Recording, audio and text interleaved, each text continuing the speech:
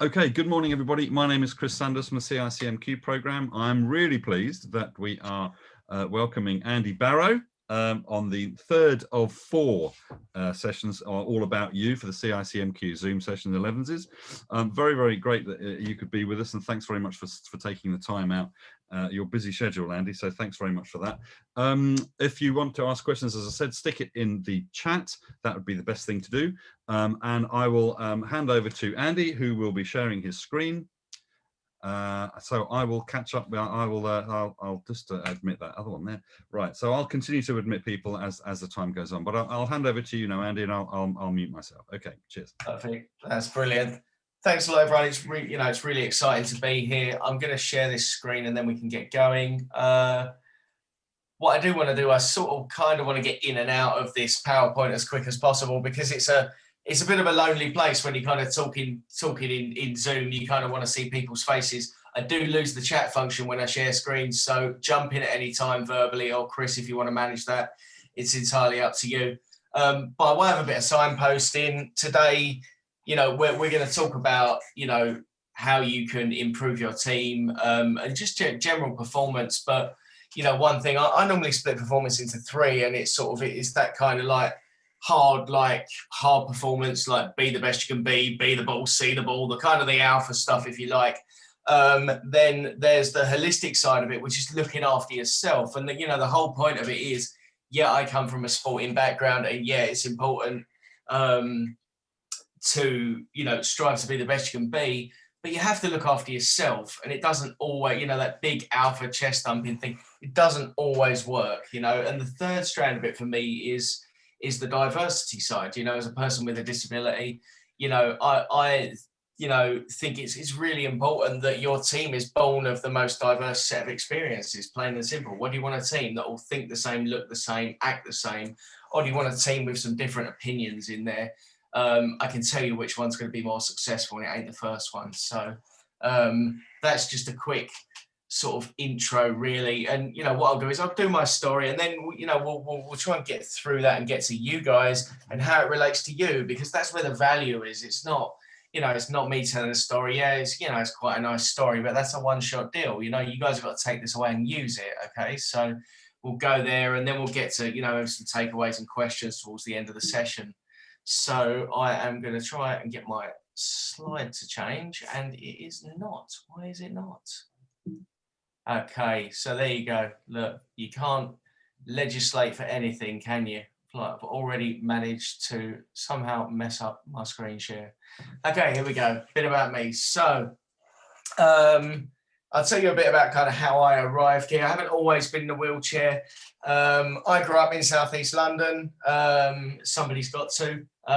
Very fond of the place where I grew up, in a place called New Eltham. And growing up, I had a couple of big passions. My main passion was sport. I absolutely don't think sport has to be your passion, but I think it's really important that you do have something that kind of lights a fire inside you. And moreover, I enjoyed team sport. I love the idea that a group of people can come together and achieve more than the sum of their parts. Unfortunately for me, in sport, I did all the dumb jobs. So I kind of really enjoyed I played football to begin with, played in goal, was quite an agricultural footballer, just used to kick people. And then played a bit of cricket. But when rugby came along, I really kind of thought I'd found the sport for me. I love rugby. It's a game for people of all shapes and sizes. So you want to make a reference to diversity. That's what you got. It doesn't matter whether you're tall or you're strong or you're fast or, you're kind of slow and slightly tubby. In my case, there's a place for you on a rugby field. Now, I love playing rugby, and I played all the way through school, and I played into college. I started playing seniors, and unfortunately, that penchant for doing the dumb jobs came back to bite me when I sustained a spinal cord injury in a game of rugby in my first season of seniors. I basically went into a badly engaged scrum, and I broke my neck. I broke the bottom two bones of my vertebra, and I don't, like I say, it was obviously a difficult time, but I'm not going to kind of dwell on it and go through all the kind of the rigmarole and stuff, because it just doesn't really kind of suit Zoom. It was a tough time of my life. But, you know, I learned a lot from it. You know, I spent 5 months in hospital. The injury left me paralyzed from the chest down with limited use of my hands and arms, needing to use a wheelchair. I think what's really important in the framework of what we're going to talk about today is the perspective that gives you, because that's the root point that we're going to go from for the whole thing. Perspective is the start of everything for me. I'll take you through 4 more important words in the next slide, but perspective sets everything, okay? And that gave me a very healthy dose of perspective at a very young age. It gave me a perspective of a far older person. We say youth's wasted on the young, don't we? Well, that was kind of me understanding exactly right there and then what really mattered, what really was important, you know, and that's the people that are around you, you know, and not the situation you're in, but how you react to the situation you're in. If you want perspective at any time, a good one I always say when I speak to audiences is go and find a site called Worldometers. You can find out just how many people shuffled off the mortal coil today. And by around now, it's going to be around the 10 grand mark, I'd say. Okay, so, you know, when you've got that as your start point for perspective, and we're all sat on this nice Zoom meeting, working from home, we're all doing fine, whether we're in wheelchairs or not. So it's a good start point for perspective. I like to look at the positives for anything. And one of the positives was that sport didn't end just because I now rolled around instead of walking around. So I looked around at all these different sports and fixed on, surprise, surprise, wheelchair rugby, or murderball, as it's called. You know, Chris and I were discussing this just before we all came online. Group of guys with spinal cord injuries invented wheelchair rugby as a direct spin-off of wheelchair basketball because they were not functional enough to play basketball. In layman's terms, all the basketball players had broken their backs, we'd broken our necks. So they were going to kind of kick us all around the court. We made our own game. You know, we used a volleyball instead of a basketball. We scored across the line instead of shooting a hoop. We bounced every 10 seconds instead of every 2 pushes. And I think they probably looked at that, thought it was a bit sedate. This is how I know as a group of guys. And decided they should smash into each other and call it murderball. So there you go. And it's stuck. I started playing in 1998. You can see me top left there. All the gear and no idea. So I'm going to use 4 words for these 4 slides. It's my career in a snapshot of 4 slides. And the first one's, you know, the attitude. You know, it's not what happens, is how you react to it, you know, and your attitude is how you react to any given situation. All right, it's really important when we're looking at stuff because your attitude is yours and yours alone. My coach used to say it was like a t-shirt, you can change it at any time. So I started playing rugby because I was searching for something. I wanted to recover physically from a spinal cord injury, but also emotionally, mentally. You know, my confidence had obviously taken a huge knock. You're a young man, lots of things run through your head. You know, what's the rest of my life going to look like? Finding community, and I already had plenty of good people around me, don't get me wrong, but finding people who implicitly understood my situation, you know, and learning and going on a journey with them was really important to me. I couldn't have articulated it quite that well then, but I wanted to find people like me, and I wanted to feel like being part of a team again. So I started playing wheelchair rugby, and it was totally different to anything I'd ever done. You know, you're used to playing in the front row. Basically, the highest level of skill in the late 90s playing in the front row was trying to run the pivot move, and then you dropped it, knocked it off your foot, and all the backs shouted at you. That's a very rugby-specific analogy. I'm sorry, but we weren't very skillful, basically. Whereas wheelchair rugby, there was a lot more considerations. But I started playing this and I fell in love with it. And I also saw an opportunity. My big thing is about taking the opportunity. I didn't have the application to go and play rugby for England, Great Britain, or even go and travel like I know Charles's son has and gone and played abroad and gone and played to a very high level, certainly in comparison to myself. But all of a sudden I saw this new game, something had changed inside me. I needed to achieve something and progress in something, and a lot less people were playing. And I'm like, well, you know, you guys deal with numbers. I can beat the numbers. Don't know if I can be better than 1 million people, but I can be better than about 200. You know, we can do that. That's simple. And that kind of led me on to wanting to work harder and harder. One training session turned into 2, turned into 3 and 4. I started throwing some weights around in the gym. And I made the Great Britain squad, the longest squad. Unfortunately, I wasn't selected for the Sydney Paralympic Games. And that was a moment for me. That was an opportunity lost. And I remember watching those guys go out at the opening ceremony in Sydney and saying to my friend who'd also been unsuccessful, we're not going to miss another one of those. And that's when I switched. I changed my attitude. I changed my focus. And that's when I probably became a fledgling professional as opposed to an impassioned amateur. And that leads us into our next picture, the one at the top right. And hard work, as we're going to do individual qualities and team qualities, individual qualities are having a positive attitude, being coachable, and having a work ethic. I believe hard work's the root of everything. I don't subscribe to talent, all right? Everyone in this room will have been told they're talented at something, okay? And don't get me wrong, every single person that told you that meant well. But it's a kind of a backhanded compliment if you think about it. If you think about talent, it implies that you're naturally good at something without putting any effort in yourself, okay? And if you flip that around, if you're not talented at something, no matter how hard you work, you're never, ever going to improve, okay? Wheelchair rugby, I'd never seen or heard of at all before I started, okay? So I can't have been talented at it. I had no reference point for it. I ended my career as a world-class player. Just work. So work ethic's really, really important. And hard work got me a long way. It got me to the first Paralympic Games in Athens. But hard work's not the be-all and end-all. Going to my first Paralympic Games, huge achievement. I really enjoyed myself, but I came out the back end of it, with no medal and a shoulder injury. And that brings us on to bottom left, the Beijing cycle. And I realized that hard work gets you a long way, but it can't get you all the way. This is where we have to start looking at detail. What we do when we look at performance, in my opinion, is we're constantly toggling between detail and the big picture. So we're going in and out. I think that's really important, especially for the latter part of what I'm going to talk about. So this was when I learned how to focus in on the details, the 1%, things we hear about. How can I be a tiny bit better today than I was yesterday? You start looking at different things. You start looking at your diet. You start looking at your home life. You start looking at just your health and happiness outside the sport, as well as a myriad of different, coaching functionalities within it, okay? There's so many different aspects to being an athlete. It really is all encompassing. It's a lifestyle as opposed to anything else. And the attention to detail is what takes you from good to great. It's pretty easy to be good at stuff, okay?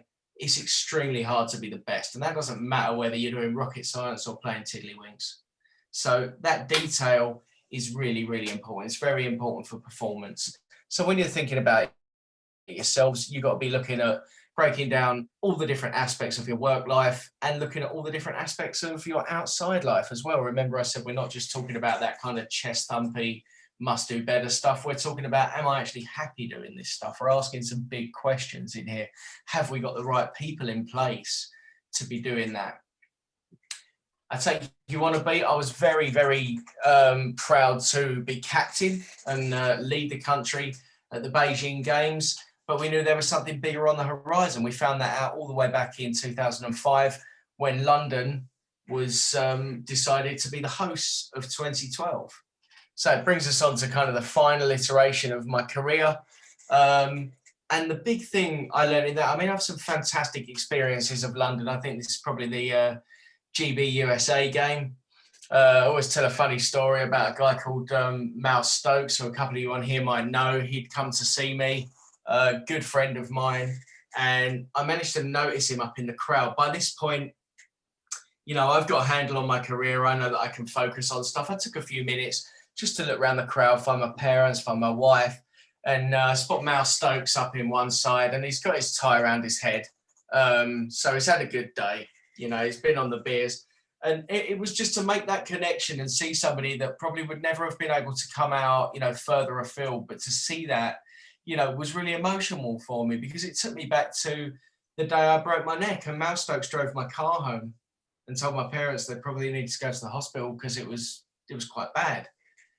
You know, and you think about all these connections and you start looking at the bigger picture, the lens starts pulling back and you start realizing about the enormity of happening to be the right age and have got to a level in your sport where you can represent your country at the same time as your country is selected to host the biggest sporting event in the world in your hometown, and how that makes you feel.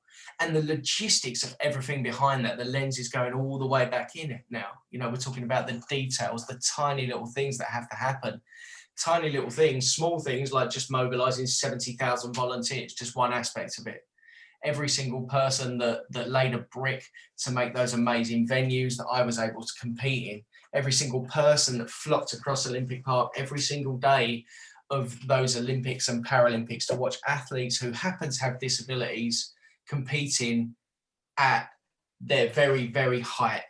You know, that's inspirational stuff. You know that's inspirational stuff because Tim Lodge told you that's what inspired him to become a canoeist a couple of weeks ago. You know, that's the level of what we're talking about here. But what's really important to remember in this, in a performance aspect, is we have to have balance. If I went on just results for 2012, I'd be hugely disappointed because we were absolutely toilet. We came 5th, okay? But I saw 2012 for what it was over and above sport. Athletes do a great job of convincing themselves that sport's the most important thing in the world. And it isn't. It's one small part of your very big life. There's far more important stuff out there. So that is the balance side for me, and seeing the big picture, which I think is all important in performance. So at that point, that's when I decided I was going to retire, and I took up a career as a speaker and a mentor. You might have noticed I like the sound of my own voice, so I get to speak to lots of schools and businesses, both in the UK and further afield. I've done a lot of speaking out in Asia and in South Africa, and I do ambassadorial work as well. And more recently, I work to basically help further the cause of assisted travel on public transport. So I'm actually out on the network making sure that people in wheelchairs or people with disabilities can use a public transport system without thinking about it like most of you guys probably do. So that's what I do. That's kind of my story. But so what? You know, the point is, it's just a nice story, but how does it relate to you? You know, the value in what we're going to talk about is about thinking how you can relate these things to you. People like me get paid so that you go away knowing exactly what out of my story has any relevance to you and what you can do in your everyday lives to make yourselves better, whether that is operationally from a business perspective or whether that is personally just to make you happier. I think the second one is most important. I'll just say that. But the point is we need to talk about performance and how that relates to you. So I'm going to break it down probably into individual qualities and team qualities. So for me, actually, at this point, I want to make it a 2 hour. I just don't want to shout into the tube forever. Has anyone got any questions on the first part? Because we've got plenty of time left and we can have a quick chat about that and just break it up a bit. So has anyone got any questions? Anybody want to ask the first question? Oh, we're back to school. It's always the same. I've got one. Go for it. You spoke about the connections between the bigger picture and the detail. Yeah. We run, and I know it's nothing like when we look at it. We're trying to relate it back to what we try and do. We have when we look at improvements in processes or whatever, or in cash, when we do our cash challenge and stuff like that, what we look at is we always sort of say that you know, it's not about one thing, one silver bullet that's going to change the world. It's about lots and lots of things, and I think you alluded to that when you were talking about diet and attitude and et cetera, et cetera. Absolutely. I mean, we're talking about the aggregation of marginal gains, aren't we? We're talking about the idea that it's a lot easier to be 1% better in 20 items than it is to be 20% better. You don't just wake up 20% better at anything the next day. This is all gradual. So it is those details. And I think when we're zooming in, looking at our businesses, looking at our processes, it's making a number of those small fixes that ultimately adds up to something much bigger. So I think that's a really, really important thing to focus on. like I say, you've always got to be able to pull out and ask yourself those bigger questions. What are we doing this for? I think it's really important. And when we get round to the team qualities piece, I think, you'd slip over to an engagement talk slightly if you were talking about having a purpose, your company having a guiding, a North Star sort of thing. But it is really important. So everyone knows what they're shooting at, because then when we're going into teamwork, we're talking about that kind of NASA analogy. I'm not sweeping the floor, I'm putting a man on the moon. Does that make sense to everyone? Yeah, it makes sense. And Andy, one question I've got to dive in, if I may. Why were you chosen as captain? First and foremost, I was chosen as captain because I was a good organizer. I think at the time it was what the team needed. Sometimes we choose leaders, for very different reasons. It wasn't necessarily that, it certainly wasn't that I was the best player at that stage. It certainly wasn't because I was talismanic, I wouldn't say, or anything like that. But I was organized, I knew my mind, and I set about basically managing the people in the team. You're managing a lot of egos in sports teams, in any team really. I always used to think it was like spinning plates. So when they first picked me, I think, they wanted somebody to organise the team and marshal the team off the court, not on it. There were people better than me to do that. And it's also about that kind of deference of power, I think is kind of really important. But I then sort of had to carve out my own kind of niche in terms of leadership.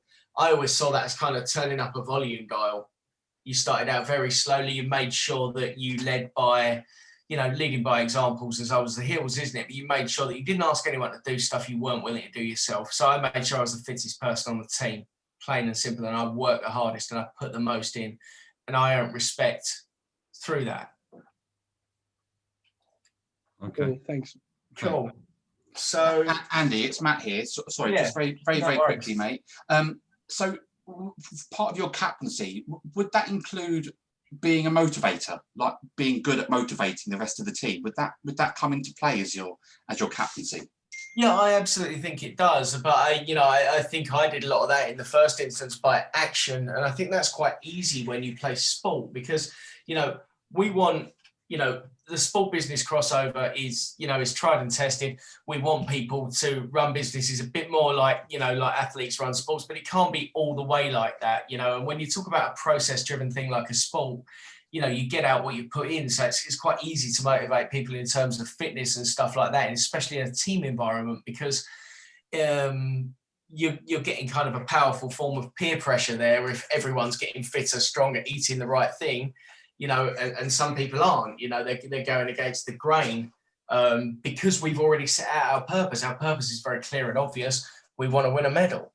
We want to be the best we can be. So, motivating people is a key part of it, but I would say it's a heck of a lot easier than doing it in business. Yeah, thank you. Andy, it was really interesting what you said about talent management. No worries. That's really interesting, because most organizations, I guess, manage their people via that talent management, putting them in that box. You've got thought leadership, you're an expert in an area, so therefore your talent. How do you get people to change that kind of approach and mindset, and it be more about kind of, that hard work as opposed to maybe visibility even? So if I'm really good at raising my profile, then I'm put in a talent box. I think it's about getting people to kind of share best practice. I mean, it's a good jumping off point for the individual thing, because the first quality of being part of a team or individual quality is to justify your position. So you do have to, if you've been recruited for that thing, if you're the finance person or you're the legal person, you're the operations person, you've obviously got to be good at that.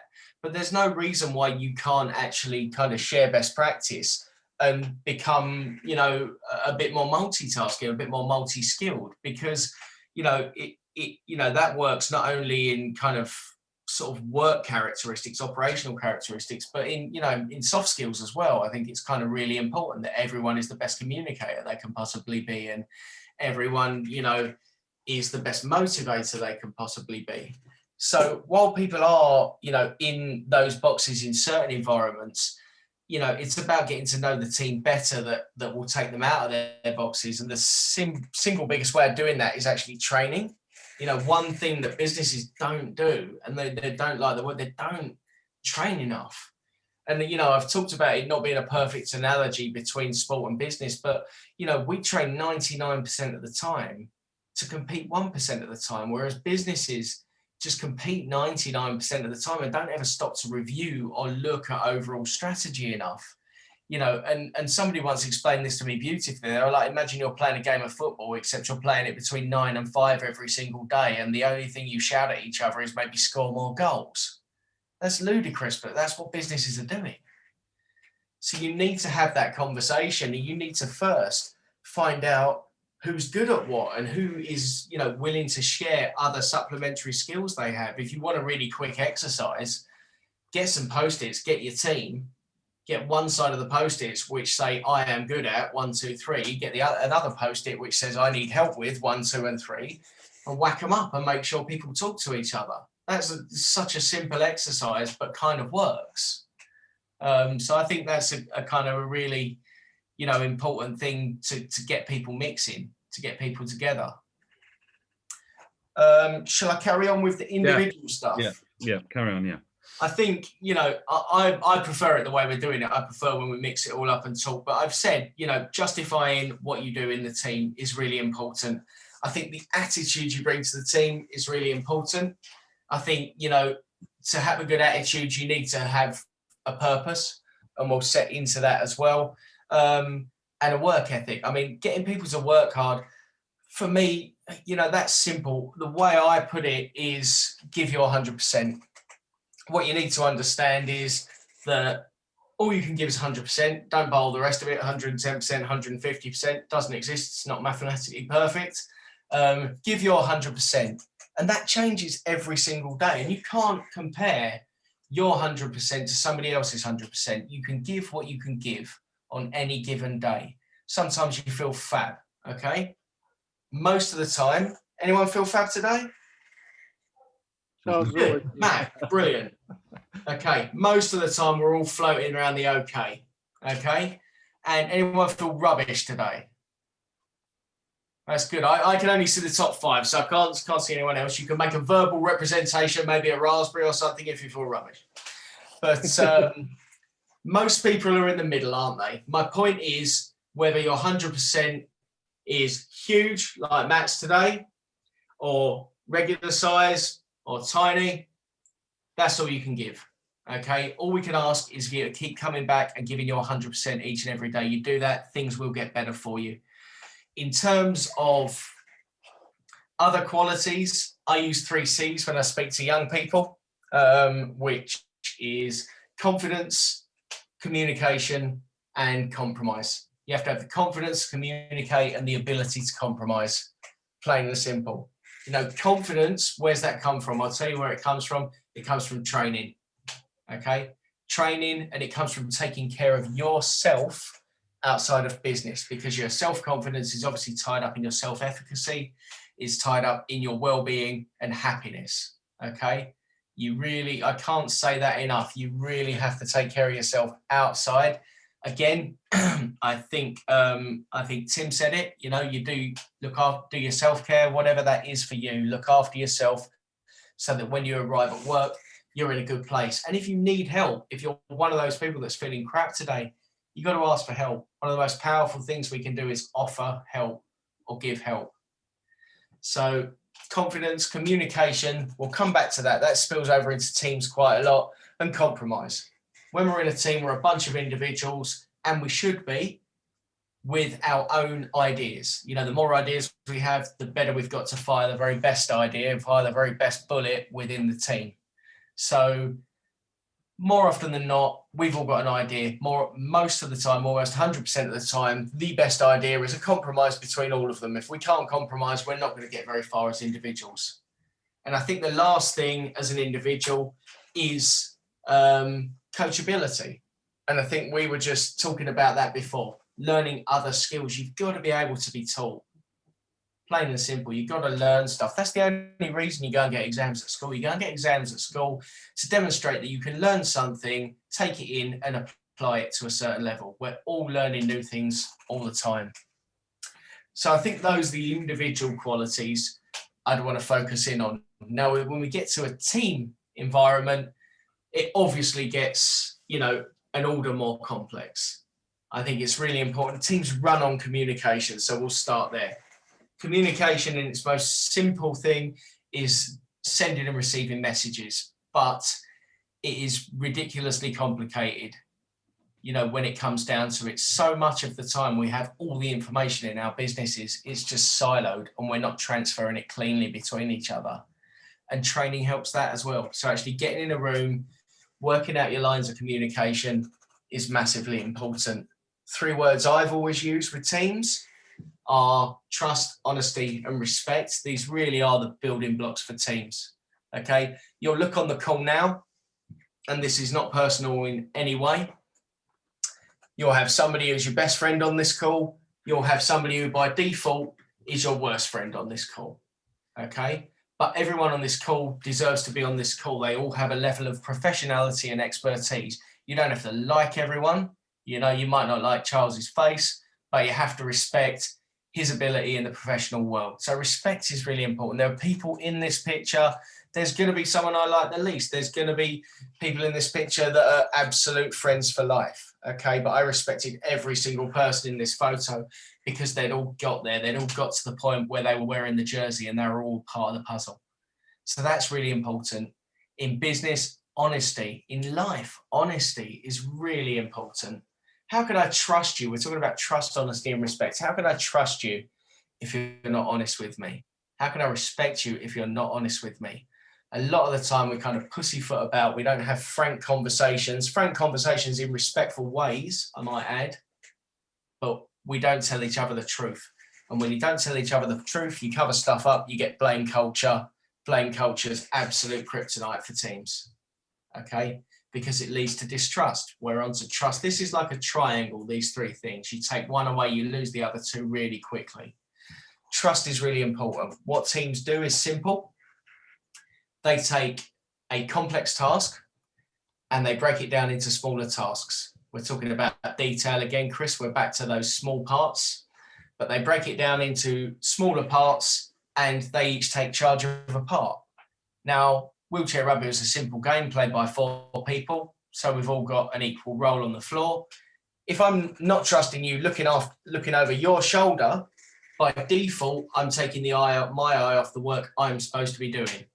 So by not trusting you, I'm actually taking away from the team. So trust, honesty, and respect are really important.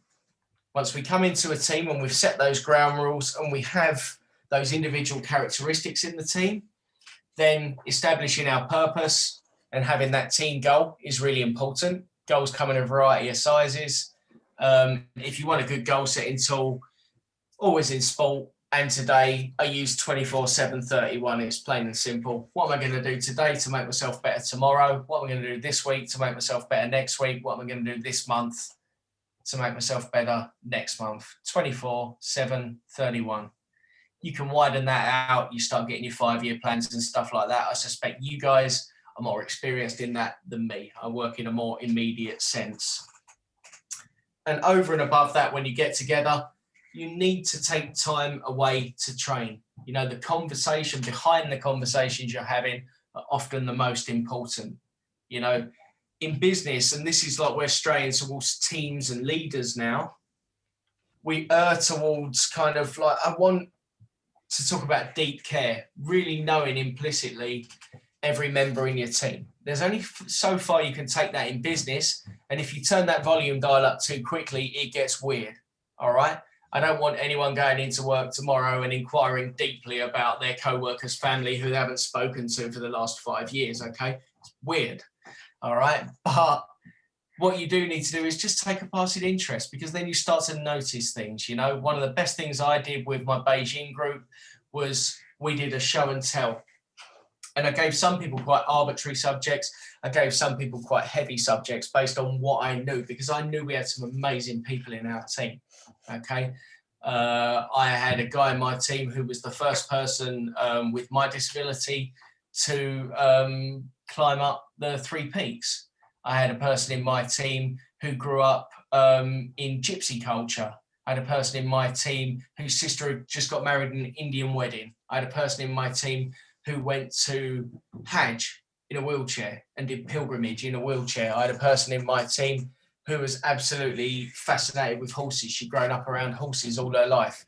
I'm saying he's and she's. Wheelchair rugby is a co-ed sport. We're really proud of that men and women play side by side. You can probably see Kylie in this photo here with the red hair.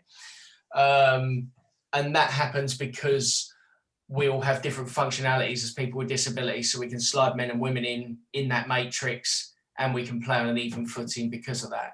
I'm not going to go heavily into classification today, but back to that point of deep care, learn about other people. Why does this person turn up late every day? Why is this person turn up late on a certain day? They might have been to a particular meeting. Why is this person a bit more down around this time of year? Once you start to know about people, you start to understand how they work, and you start getting closer as a team, and you start showing deep care towards other people. It's really important for everyone in your team to be heard. I'm a talker. I don't listen enough. I need to shut up. Like I say, you can hear me. I can feel the air all day. I need to shut up, because when I shut up, I hear the most important thing. Okay, so being heard is really important. And when you're a manager, being seen is really important. Getting out there and allowing your team, your staff to see you, and for you to hear them, for them to say what they want. I'm sorry, there's no easy route around it if you're a manager. You just got to take your medicine and take the pelters every single day, because there's going to be some good information in that, and your employees need to talk to you, and they need to see you out there at the coalface. So I think that's really important. And I also think with teams, meaningful praise is really important. I see in a lot of organisations, I see people rewarded with kind of arbitrary stuff. Like one of the organisations I work with, it was like, oh, you've done something nice, we'll get you a coffee voucher. It's like, I've got a job, I can afford a coffee. All right, what I want is your time. I want you to think about the thing I did well, and I want you to tell me that. I want you to turn around and go, Andy, you know, I saw you in your house 4 weeks ago tipping an entire pot of paint over yourself. I thought you did that with fantastic poison greys in the subsequent 3 hours you spent cleaning up. True story, I think I've digressed. But this is the point. It needs to be personal, okay? I think that's really, really important. So, you know, getting out there, being seen as a leader, making sure your staff felt heard and giving meaningful praise. All of that adds up, and knowing your peers, all of that adds up to deep care, deep understanding, and a knowledge of where you want to go as a business. Getting a bit further now, because I want to get back to us having a conversation really, because we've got about 20 minutes left. 3 sort of takeaways for me. Change is a process. I think Tim as well alluded to this. I like these 2 pictures, 10 years apart. 2001, the first one, 2011, the second one. Just won my first national title in the first one. Look at my lovely medal. Clearly think I'm there, and I'm not. And you can see in the second photo very much probably more what you'd expect an elite athlete to look like. Okay, change never happens quickly. Okay, I was doing a talk this morning actually to Hong Kong Rugby Union, and we were talking about overcoming adversity. Adversity is what we call unforced change. It's when change is thrust upon you. That's adversity. Spinal cord injury, that's adversity. COVID, that's adversity. We have the power to be able to change gradually. At the moment, I would say I'm really fascinated by business at the moment, because I think with all the changes we've had to make in a really, really fast time, I think businesses or the employees within them are potentially at their most agile, because they've become attuned to change, because no one actually likes change. It's been thrust upon us. We've had to deal with it. You learn how to deal with change. You learn that technique of how to change. So I think it's really important. If you don't change, you lose control. People mistake comfort from control. So make sure that you're able to change, even if it is an uncomfortable process. And like I say, it's very gradual. My next point, embrace failure along the way. Put this photo up. It's a hard memory. This is my worst moment professionally. This is the closest and the furthest I've ever been for a Paralympic medal. Okay, got fouled out at the back of the goal, landed on my head. One of the few times it actually did hurt. Referee didn't see it that way. Our team went to pot, and there you go. Lost the bronze medal just like that. All right, I can smile about it now. It's just a game. Okay, But at the time, that was devastating. That was 4 years' work for me. My point is that failure will always happen. Failure is inevitable, but failure is temporary. It's a phase we move through. Okay, so you've got to embrace it. And when you're going to be doing it for the rest of your life, I'm not speaking to anyone individually, you're going to have fantastic successes through your life as well, but you will fail again and again and again and again. It's what we do. It's how you learn to walk. It's how you learn to read and write. Okay, it hurts. You might as well learn something from it. So embrace failure, work out what happened, what the root cause was, and how it can make you better. Because every time you learn from failure, that's like a piece of armor that can act as resilience going forward. If people in your organization are failing, don't make them feel shame and make them cover it up. Let's work out together what's going wrong and work out how we can change it. If somebody's making an identical mistake in the week, every single week, that's a point that might need addressing, because we're not coaching them right, because they're not learning through that failure. But it's really important that we embrace failure. It's going to happen. It's a natural part of life. And I think finally, I'll wrap it all up and just take the opportunity. Every single thing that happens to us is an opportunity. Your life's a series of unticked boxes. And, you know, for me, all of this happened to me. All of this happened to me because I had a really shit day when I was 17. Plain and simple. You know, if I didn't have that day, I'd have none of this. I wouldn't take it back. I'm proud of the fact that I use a wheelchair. It's defined a lot of my life. It's led me to having some amazing and unbelievable experiences. So every single thing, there's positivity everywhere, and everything's an opportunity. So I kind of want to leave it there so we can kind of unpack all that a bit and have a bit of a chat about it. So I'm going to stop sharing so I can see you all again, because it is a lonely place shouting into the ether. But I hope you found some use in that, and welcome your questions. Yeah, that's brilliant, Andy. Thank you very much. Some loads of good stuff, and made loads of notes. I like the point that you talk about learning about people and deep care. I think this whole lockdown process that we've had has forced us to learn about the people that are in our teams, not least because, you know, we now know why people want to go to the office or not, because they're living alone, and we probably didn't know that before. Yeah, so people are learning more about the people that they're working with, and I agree with you. The whole understanding what people want in terms of reward and recognition. I get the whole, you know, here's a cup of coffee, well done, pat on the back thing. And I agree totally with that. And one of the things that I've said before when we do our meetings and our workshops and stuff with clients and stuff is, you know, you got to understand what people are looking for. And an afternoon off, or going to collect the kids early from school, or just sort of give them some time for somebody that's done a really good job, means a hell of a lot more than a box of chocolates, you know, which you can get anywhere, and it costs you a £5. But doing something like that and learning what people want and what presses their buttons really is what is really important.